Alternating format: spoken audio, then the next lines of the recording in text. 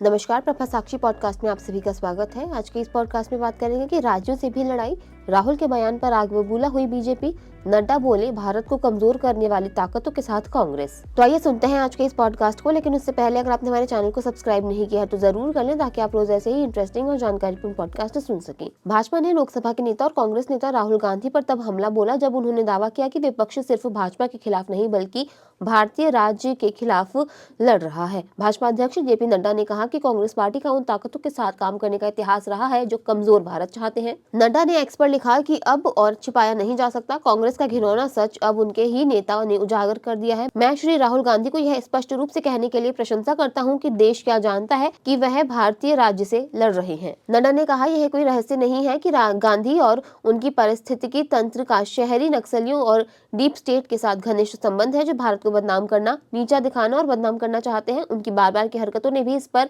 विश्वास को और मजबूत किया है। उन्होंने जो भी कुछ किया है या कहा है वह भारत को तोड़ने और हमारे समाज को विभाजित करने की दिशा में है। उन्होंने एक अन्य पोस्ट में लिखा कि कांग्रेस का इतिहास उन सभी ताकतों को प्रोत्साहित करने का रहा है जो कमजोर भारत चाहते हैं। सत्ता के लिए उनके लालच का मतलब देश की अखंडता से समझौता करना और लोगों के विश्वास को धोखा देना था, लेकिन भारत की जनता समझदार है। उन्होंने तय कर लिया है कि वे श्री राहुल गांधी और उनकी सड़ी गली विचारधारा को हमेशा खारिज करेंगे। राहुल ने इससे पहले राष्ट्रीय राजधानी के कोटला रोड पर 9A स्थित कांग्रेस के नए मुख्यालय के उद्घाटन के बाद पार्टी नेताओं को संबोधित करते हुए कहा, यह मत सोचिए कि हम निष्पक्ष लड़ाई लड़ रहे हैं, इसमें कोई निष्पक्षता नहीं है। यदि आप मानते हैं कि हम भाजपा नामक एक राजनीतिक संगठन से लड़ रहे हैं या हम आरएसएस नामक एक राजनीतिक संगठन से लड़ रहे हैं तो आप नहीं समझ पाए हैं कि क्या हो रहा है। उन्होंने कहा, भाजपा और आरएसएस ने हमारे देश के प्रत्येक संस्थान पर कब्जा कर लिया है।